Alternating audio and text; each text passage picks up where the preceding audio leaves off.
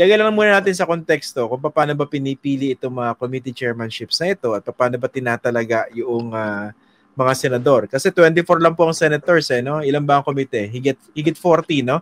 So, lahat naman talaga magkakaroon. Ang pinaglalabanan lang dyan, kanino ba mapupunta yung mga choice leadership positions pagdating sa komite.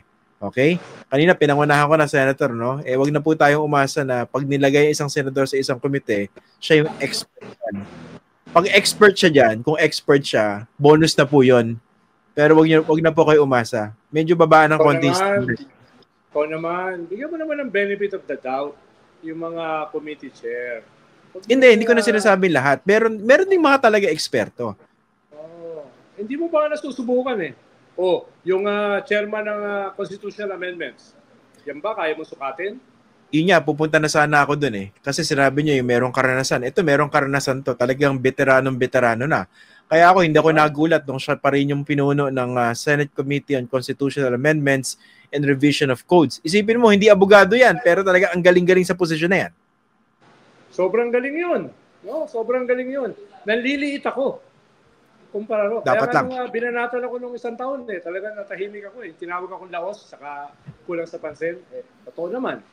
Totoo naman lahat. Meron ba siya sinabing mali? Oo. Dito lang ako napapansin sa Fox First Kung hindi na sa Fox First, gumuho na yung self-esteem ko Ang maganda naman sa pagkakatalaga pa rin kay Senator Robin Padilla dito sa komite na ito, talagang makikita mo yung pataas yung standard. 'Di ba? Sino ba yung mga dating namuno niyan? Si Kiko Pangilinan lang naman. Abogado lang naman 'yon. Sino pa ba? Joelina, 'di ba? Miriam Defensor Santiago. Sino ba naman yung mga 'yon? Kumpara kay Robin. Kakain na alikabok 'yon. Kumpara kay Robin. Tapos may panulak pa, no? 'Di ba? May glutathione pa. Tsaka ang laki ng ang laki ng pasasalamat natin kay Robin Hood, Senator Robin Hood. Kung hindi dahil sa kanya, hindi ma-wipe out yung mga artista last election. Ganun ba? Tapos tatawaran mo pa. Ang laki ng tulong niya. Di ba? Kung hindi dahil sa kanya. Hindi nga ako tumatawa Pinupuri ko nga Senador si Bong Revilla, etc. No? Senator sino ba to? Sino yung Philip Salvador. Ang laking tulong niya Ako hindi ako natutuwa na wala sila kasi ang laki ng kawalan. Sa totoo lang. Tama. Mas maganda sana yung Senado ngayon kung nakapasok yung mga yon. Dahil nakita nila, nag-number 1 si Robin Hood Padilla. No? Isang magaling na artista. Kaya nangyari yun, all up na. All up na yung mga artista. So paano ba? Ano ba episode na ito? Congratulations na ang gagawin natin. Sige. So congratulations kay Senator Robin. Kalahati. Congratulations.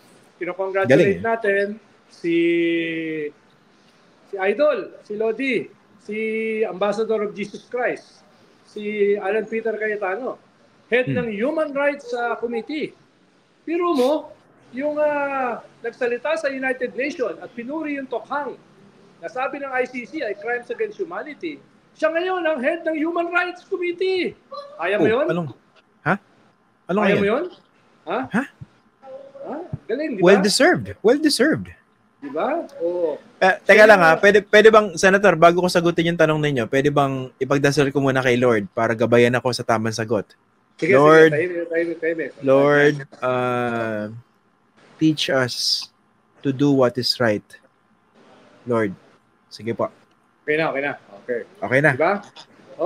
Siya rin ang nag-defend sa human rights ni Digong.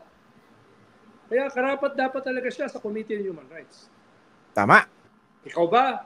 Kailan mo dinipensahan yung human rights ni Digong? Never. Siya lang ang nangahas na depensahan ng human rights ni Digong. Kaya karapat dapat siya sa Committee on Human Rights. Meron pa nag-defend ng human rights niya. Hindi ba ginawa ni dating human rights lawyer Harry Roque? Oo nga pala. Ibang kwento 'yun dahil isinuka na siya sa ICC nung kanyang defense No? Ito nga pala, no? Count one, umuwi ka na! Sabi ni Panelo, be man enough! Anyway, ba't naman napunta kay Harry Roque? Nananahimik nga. Hindi nga nananahimik yun. Ako ba nagdala? Ito, balikan natin itong si Senator Alan Peter Cayetano. So, 4 ang committee niya, no? Accounts, wow, ang gandang posisyon niya, Higher Technical and Vocational Education, Justice and Human Rights, tsaka Science and Technology. Nakakagulat ba yan? Yung merong 4 na komite ang isang senador? Kulang pa nga. Kulang pa nga eh. No? Pero sapat na yung accounts. Dahil yung accounts ay accounts. Yung accounts, talagang puro accounts yun. Busog ka ron. Ano akala mo pag-uusapan doon? Greek philosophy? At tingin mo ba yun ang pag-uusapan doon? Siyempre, accounts ang pag-uusapan doon. Diba? Ay, hindi, wala. Ako wala akong alam dyan. So, no comment ako. No? Siya po nagigit niya. Na? Ako, nananahimik ako rito. Ako nanalangin ako bago ako sumagot dito. Sinabi ko lang naman na hindi philosophy ang pag-uusapan sa Accounts Committee. Yan naman sinabi ko. Wala naman ako ibang sinabi. Mabuti kasi kailangan talaga ng isang napakatinong politiko dyan. So, yun po. Diba? Isang relihiyosong politiko. So, mabuti, nandyan si Senator Alan Peter Cayetano. Anong mangyayari sa Senado kung wala siya dyan? Yun nga. Mm-hmm. Diba? At hindi lang yun. Ito naman kasi si Bam, diba? Sumama na rin lang siya sa majority. Sana 2 committee na ang kanyang kinuha. Yung Committee on Basic Education at saka yung Committee on Higher Education. Parang medyo kompleto.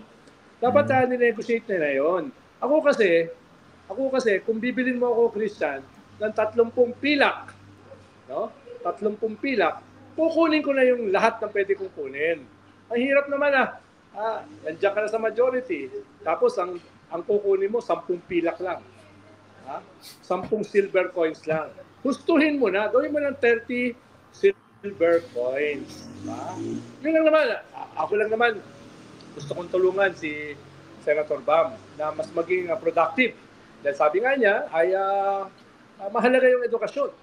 Kahit hindi usapin yan ng partido, hindi yan usapin ng binoto mo si Mr. Fortwith, Mr. Remand, Mr. Dismissal, si Boy Kilay. Hindi na usapin yun. Ang mahalaga ay nakuha mo yung napakahalagang komite ng edukasyon. Ang sabi ko lang naman, sana dinagdagan na. Diba? Dapat, tingin ko pag hiningi niya yon, no? Hiningi niya yon, tapos sabihin niya kay Senator Alan Peter, nasasamahan niya si Alan Peter na magdasal, tingin ko ibibigay sa kanya yun dahil punong-puno siya ng generosity. Si Senator Alan Peter. Bibigay yun. Dahil kahit nga accounts lang, okay na. Tingin mo. Sa lahat nagsabi niya, ako ganun ako. Wala akong pinapahiwatig kasi parang pinapahiwatig ni Senator Edu. Eto lang, after everything, basic education lang. Ako, hindi ako ganun mag-isip. Okay na yon. Basic education. Bakit nakikita yung thought bubbles mo? Ayun kita-kita Ayun, kita-kita pinapanood ng mga tao, yung thought bubbles mo. Actually, doon lang ako kumuha ng Doon lang ako kumuha ng Kumuha ng ano? Doon lang ako kumuha ng idea sa mga sinasabi ko. Sa mga in fairness naman kay Senator Bam, di ba? Isipin mo, siya yung lumagdayan, di ba? Dito sa draft resolution. Hindi, mahalaga yun. Lalo na kung alam mo na hindi naman talaga matutuloy na, lumagda ka na. Grabe naman. Ganun ba yun? Bakit? Ano masama ron? Ano masama doon sa lumagda? Alam mo naman na dinismiss na. Alam mo naman yung, ang sabi ni Jim Roy, 11 ang ibig sabihin ba nun? Pag-dismiss ng Supreme Court. Ibig sabihin ba nun, madali magtapang-tapangan pag alam mong yun naman yung resulta? Wala ko sinasabing gano'n. Nilalagyan mo ganun ba yun? Bibig ko.